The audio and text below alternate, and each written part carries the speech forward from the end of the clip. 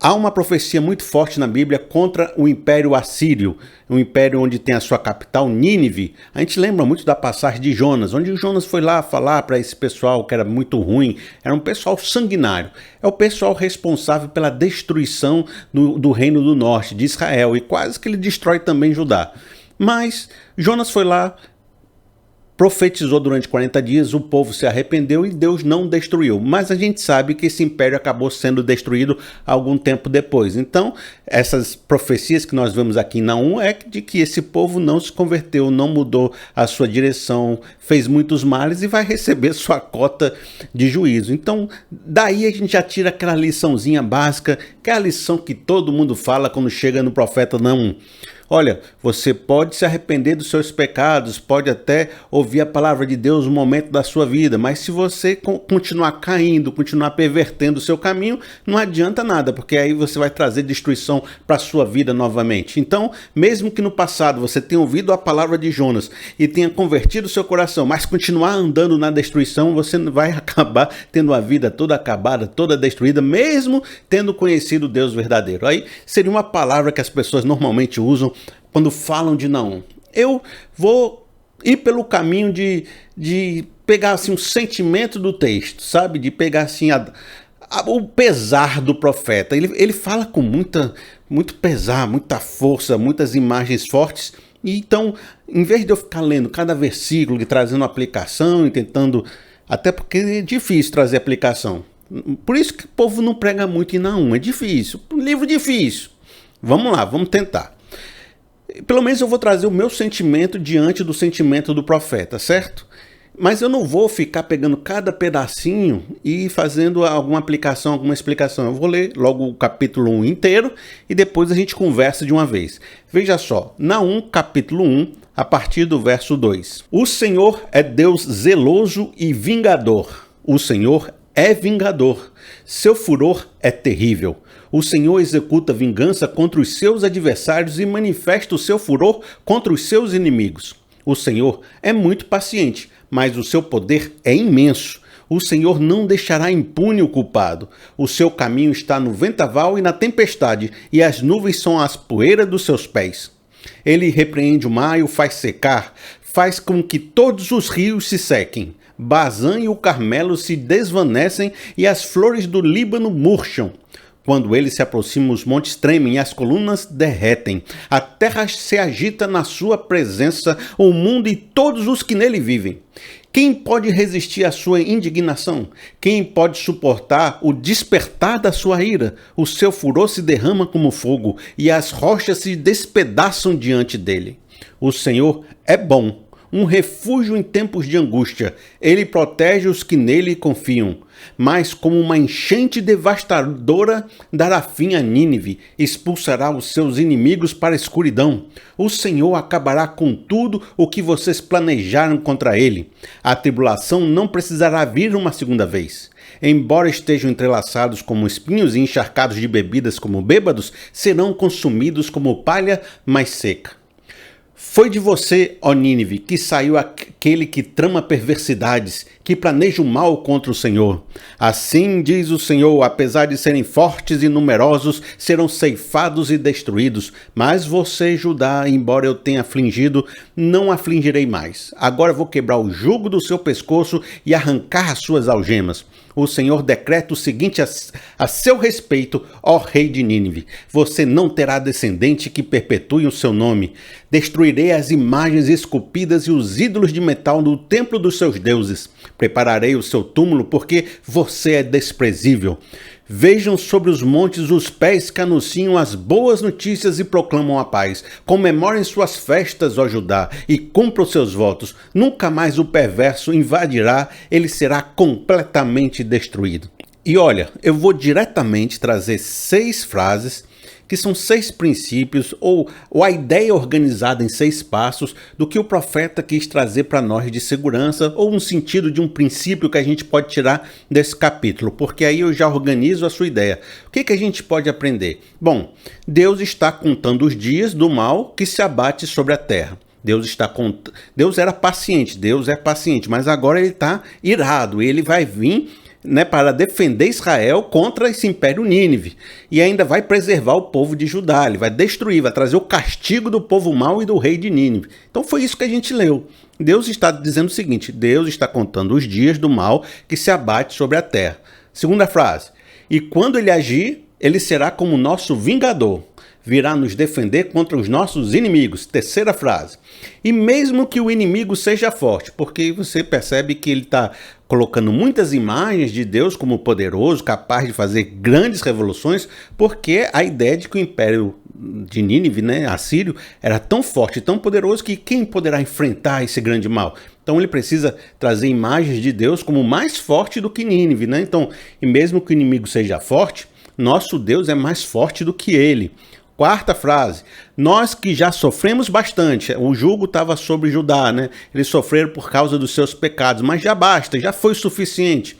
Olha, devemos nos refugiar em Deus, nos arrepender e nos tornar esse remanescente fiel e sobreviver até o dia que uma nova e boa realidade se estabelecer, que foi o último verso, né? Vejam sobre os montes os pés que anunciam as boas notícias e proclamam a paz. Comemore suas festas, ó Judá, e cumpra os seus votos. Nunca mais o perverso a invadirá, ele será completamente destruído. Então o sentido é esse. Existia um povo altamente sanguinário, um dos povos mais perversos do mundo antigo.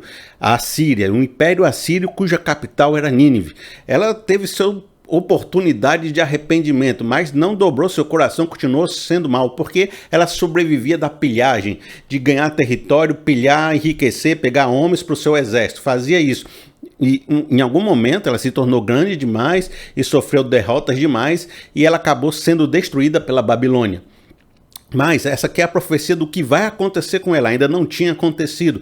E Naum está dizendo, olha, todo mundo que vocês que estão sofrendo, vocês que viram a destruição, vocês que viram esse grande mal, esse grande império se abater sobre vocês, saiba que Deus virá como um grande vingador e vai destruir esse pessoal, essa casa vai ficar vazia, esse rei será como pó, não haverá nem a descendência dele. E vocês, remanescentes de Judá, que estão aí sofrendo, já pagaram a sua cota de pecados, se acalma, Deus vai refugiar vocês debaixo das asas dele, vocês vão ser um remanescente fiel, vocês vão ouvir palavras de paz no seu santo monte, vão voltar a fazer as suas festas. Mas sabe uma reflexão que me vem muito forte ao ver o livro de Naum, não só o capítulo 1, mas o capítulo 1, 2 e 3, é de que ele não é um livro muito fácil de digerir. Quando você observa, né, os pastores, conversa com os pastores, conversa com os professores, não é um livro que eles têm muita inspiração, que eles trazem, sabe, para pregar domingo de manhã, tá ali vindo a vovó com a criancinha de 5 anos de idade, a mulher, o marido, aí senta lá e diz, vamos ouvir uma palavra de Deus. Aí Deus é o nosso vingador, a ira de Deus destruindo o ímpio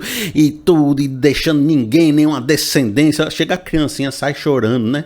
Fica triste. Uma vez eu fui pregar na igreja, tá falando do sacrifício de criança na época do Manassés. Chega a criança, saiu com a mãe assim, porque a Bíblia não tem uma história também muito feliz não, muito alegre para criancinha não, né? A Bíblia é cheia das histórias pesadas. Tinha uma vez uma moça que chegou para mim perguntando assim, rapaz, por que essa história aqui tão difícil tá na Bíblia, esse pessoal aí que dizem que é homem de Deus fazendo um bocado de coisa ruim? É porque a Bíblia não esconde nada não.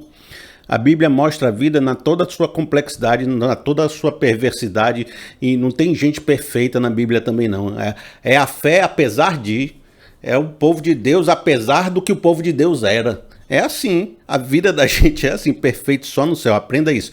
Então, o livro de Naum não é aquele livro que o povo prega. Eu vejo pastores às vezes que nunca pregaram uma passagenzinha de Naum, eu me incluo.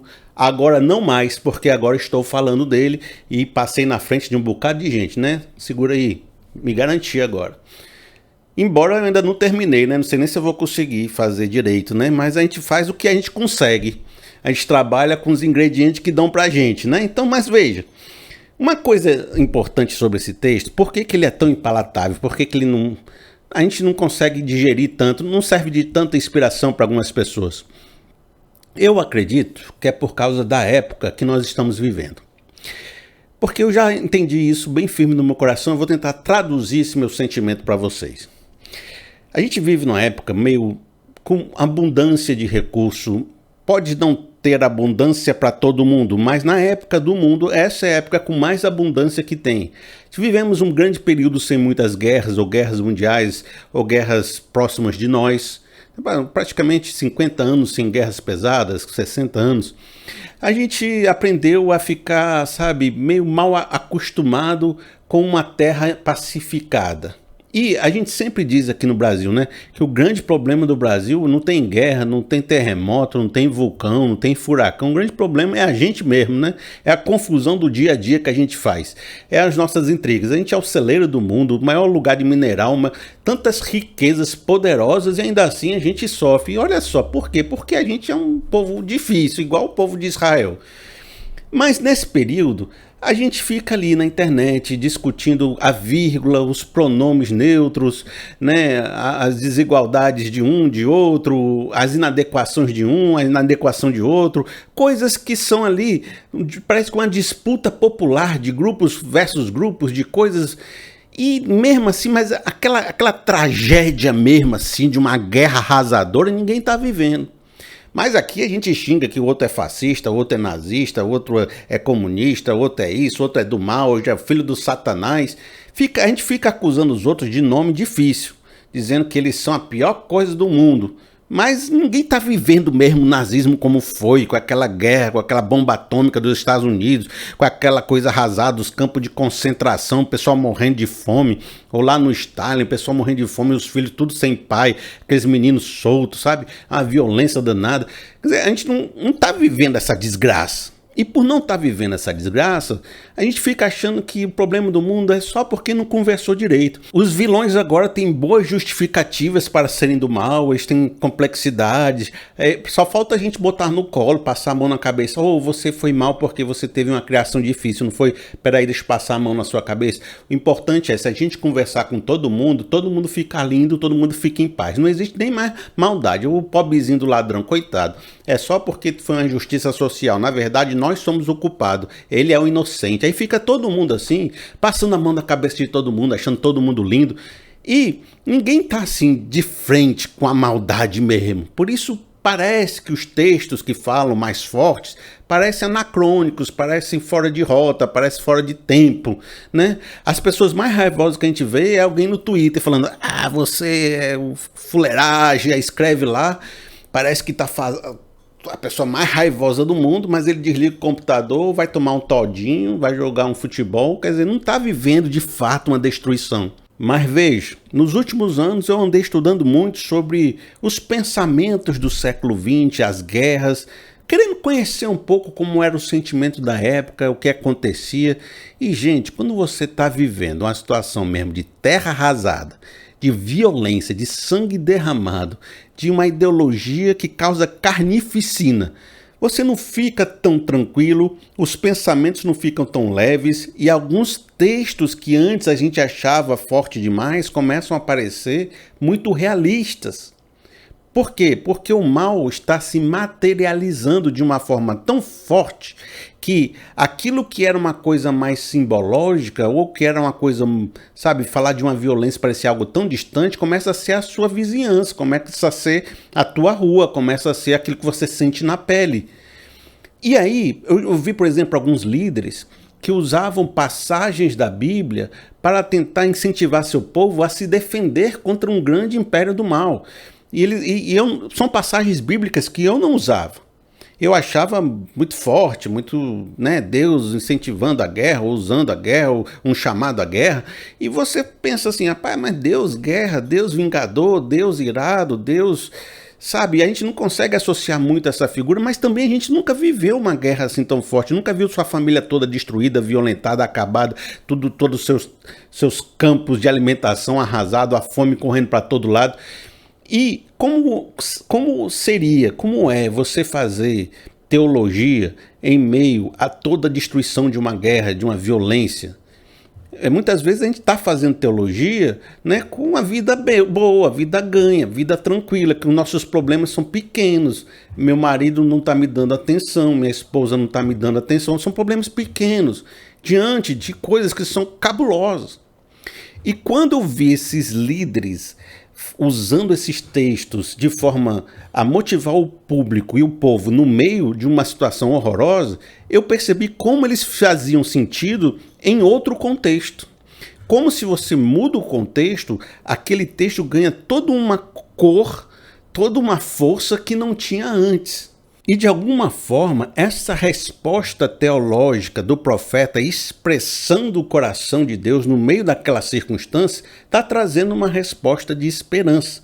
Porque quando você vê a destruição tamanha, com um império tão gigantesco, tão sanguinário, arrasando com toda a sua vida, a pergunta que você faz é: cadê Deus que não intervém?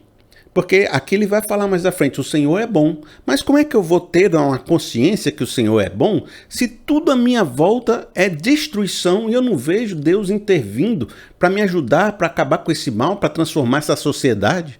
Então a palavra forte do profeta vem de uma época forte. Épocas fortes geram profecias fortes. Épocas leves geram profecias leves. Então a época exigia uma palavra de resposta de Deus forte. E a resposta forte é: Deus se importa com as situações que vocês estão vivendo. Deus se importa com o seu sofrimento. Deus se importa com a sua dor. E Deus está vendo a maldade que esse pessoal está fazendo e vai agir para impedir que esse exército continue causando essa sangria toda. E isso traz esperança. Essas palavras duras, em vez de trazer, não gosto de Deus assim, trazia era: que bom que pelo menos Deus se importa conosco, que bom que Deus vai tomar uma atitude, que bom que Deus vai agir. Pode ser também que você viva num bolsão de privilégio, ou num bolsão de proteção, ou consiga lidar bem com todas as circunstâncias de sua vida, e também não consegue compreender a força de um texto desse, mas há locais no Brasil que estão tomados pela violência. E há pessoas que, especialmente na sua individualidade, sofrem muito de uma violência que aconteceu muito forte na sua existência.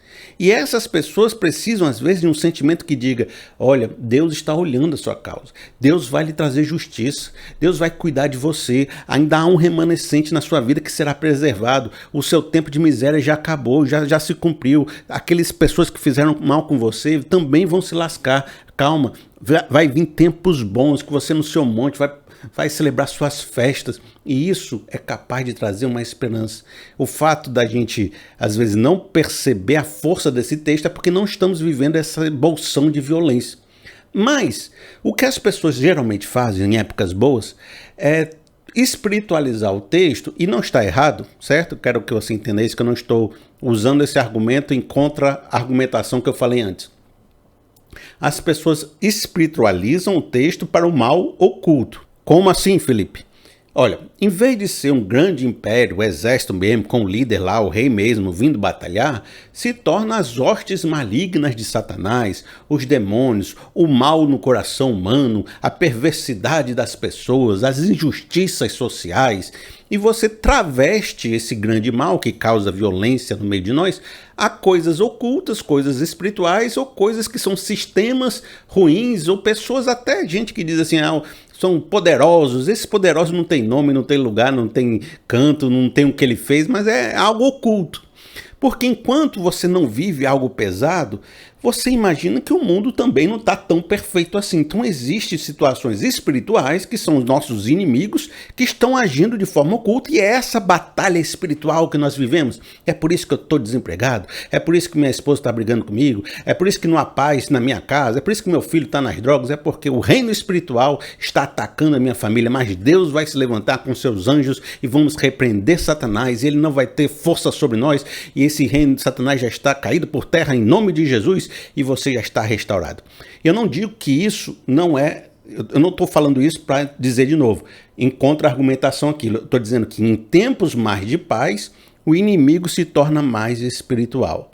Agora, o que a gente não pode desconsiderar é que, às vezes, esse mal se manifesta de forma física, como um representante. Por isso que a Bíblia fala de anticristo, é quando o gafanhoto deixa de ser o bichinho, ou deixa de ser um sinônimo para as coisas que se perdem, devoradores, ou para momentos difíceis, para virar exército mesmo. Gafanhoto é o símbolo do exército inimigo que está invadindo, é o exército mesmo, com a lança, com rifle, com general, com tanque. Algumas épocas você percebe que esse inimigo oculto se transveste de materialização. O mal tem um nome do líder, aquela simbologia 666 é um símbolo de homem. Então, quando vocês viram aquele símbolo se manifestando no homem, você vê que é um homem, né? Então, às vezes o profeta, ele não está falando de coisa simbológica, ele está falando de uma Síria mesmo, de um rei mesmo, do Babilônio lá. Então, mas às vezes a gente transveste, né, da coisa simbológica e às vezes retorna para a terra quando a situação se torna mais materializada. De maneira que você pode olhar esse texto de forma mais espiritual, tentando adequar essa ideia às lutas da sua vida e a batalha contra o grande império maligno de Satanás, né?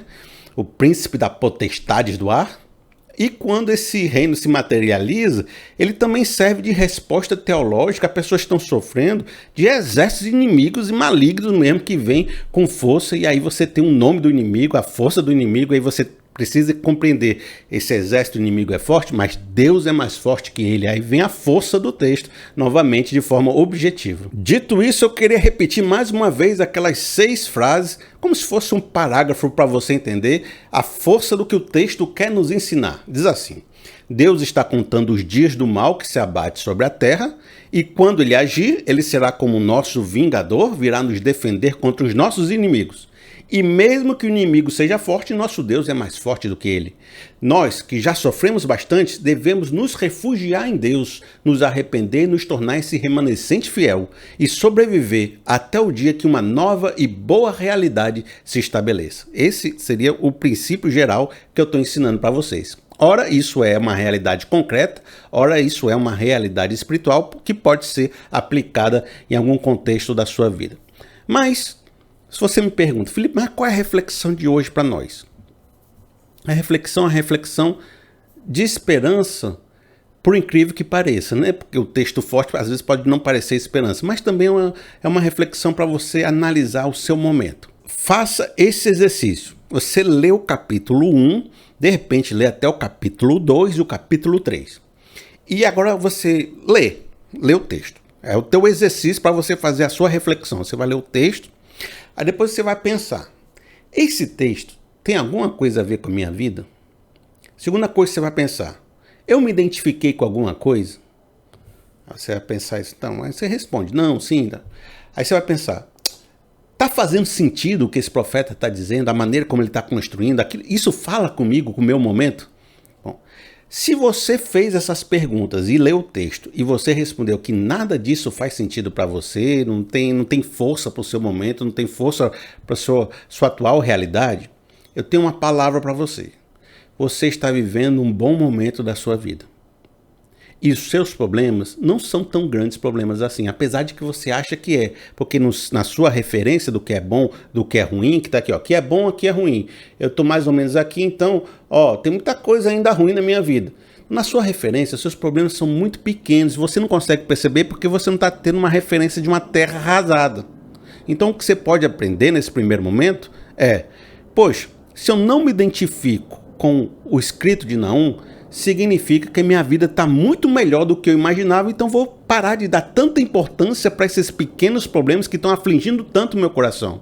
Porque a terra arrasada está aqui. Teus problemas estão aqui, ó, nesse degradê aqui.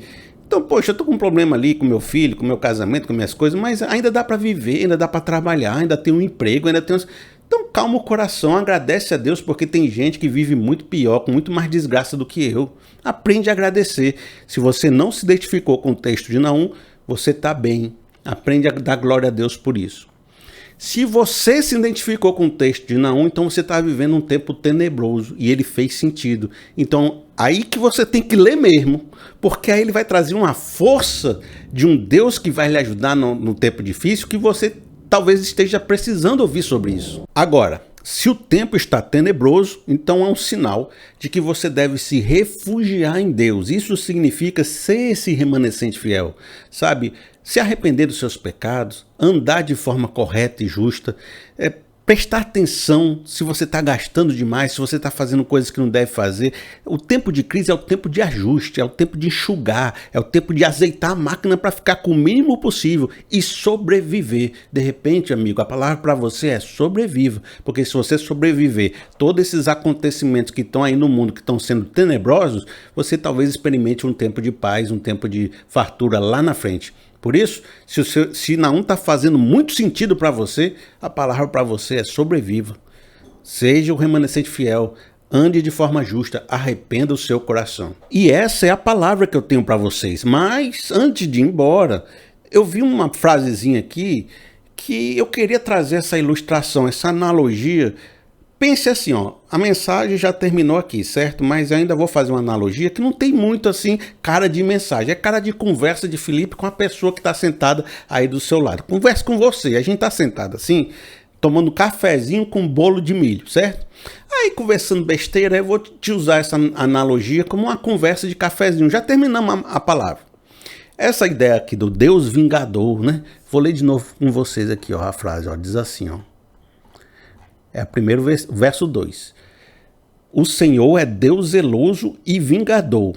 O Senhor é vingador, seu furor é terrível.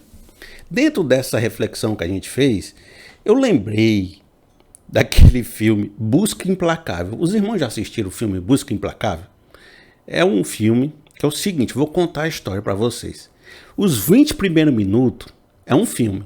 É o filme de uma família que se separou, que agora a mulher casou com outra pessoa e a filha está crescendo nesse novo casal e o cara está se sentindo desconectado com a filha, vai comprar um presente de aniversário, aí chega lá, quer dar o presente para a filha, a mulher não deixa, aí o novo marido dá um cavalo para a mulher, mostrando assim, fui dar meu presente, foi bem pequenininho, o novo marido da minha mulher deu um presente grandão, a minha filha não quer saber de mim, né? Coisas corriqueiras, cotidianos, milindres do relacionamento de tempos de paz. Os 20 primeiros minutos é o tempo atual da gente. 20 minutos depois, o filme, a filha dele é sequestrada por uma gangue de pessoas que fazem tráfico internacional de mulheres, drogam ela e levam ela para fazer prostituição e nunca mais ele ia ver essa filha dele na vida dele. Acontece que ele era um ex-agente da CIA. Eu gosto de filme de ação, gente. Eu sou da época dos filmes do Rambo, de tudo. Eu gosto de filme de ação. E minha sogra também gosta. Eu vivo trocando as figurinhas com ela. Quer uma dica de filme de ação, de série de ação? Lista Terminal na Amazon. Depois vai assistir. Depois você me conta se tu gostou. Ó, mas deixa eu te dizer. Aí sequestraram a filha dele para tráfico de mulheres, prostituição internacional lá na Europa.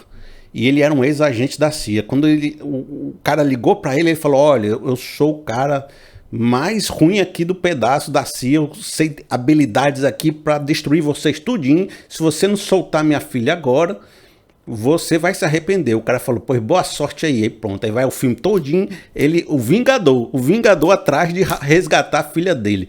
Ele arrasa com a gangue lá todo mundo, do povo mau, tudo violento, as mulheres tudo morrendo nas drogas lá, ele acaba com todo mundo e traz a filha dele de volta. Aí, então, dos 20 minutos para lá, é o Deus vingador, entendeu? É o Deus, quando tudo deu errado, quando a filha foi sequestrada, tá levando para as drogas, para prostituição e vai perder. Então é o Deus que vem em resgate do seu filho. É o Deus que arrasa quarteirão, entendeu? Então Naum faz parte desse período de cá. E os outros, pessoal, tá mais pra cá, tá falando dos milindres, das invejas, das discussãozinhas, da vida cotidiana comum de tempo de paz. O Naum tá assim, precisamos de um Liam Neeson, de um vingador que vai lá acabar com aquela gangue e trazer de volta o nosso filho perdido. Às vezes, tudo que a gente quer é um Deus que lute por nós, que vá lá, sabe, que salve a gente dos bandidos. Então, é a analogia do cafezinho com bolo de milho, né? Tô fazendo um bolo de milho com você. A mensagem já acabou, não tem nada. Aqui é só conversa. Conversa eu e você, certo? Então a gente às vezes tem que entender, dependendo da circunstância, o que você quer é um Deus que lute por você, sabe? Que vá lá, que lhe ajude, que lhe salve, que lhe resgate. E às vezes, dependendo da circunstância, a gente fica aqui discutindo, né? Você não usou o pronome certo para se referir à pessoa. Meu Deus, você é nazista. Aí fica, né? Essas discussãozinhas, depois desliga e vai tomar o nosso todinho. Eu vou ficando por aqui. Já peço que Deus lhe abençoe. Se você quiser fazer uma oferta para o meu ministério, para a minha vida, tem me ajudado muito nesse período. Todos vocês que contribuem têm sido uma benção. Pode fazer através do Pix, pr.felipeseabra@gmail.com. pr.felipeseabra@gmail.com. Se você é de fora, você pode usar o sistema aqui do comentário, que tem um sisteminha chamado Valeu Demais. Aí você vai dar uma ofertinha aí pelo Valeu Demais. No mais, muito obrigado pela presença de vocês. Nós estamos fazendo essa série de 40 dias de textos proféticos. Amanhã eu espero você aqui de volta, hein? Vamos lá, que está sendo bom, está sendo edificante, está quebrantando o nosso coração. Até amanhã.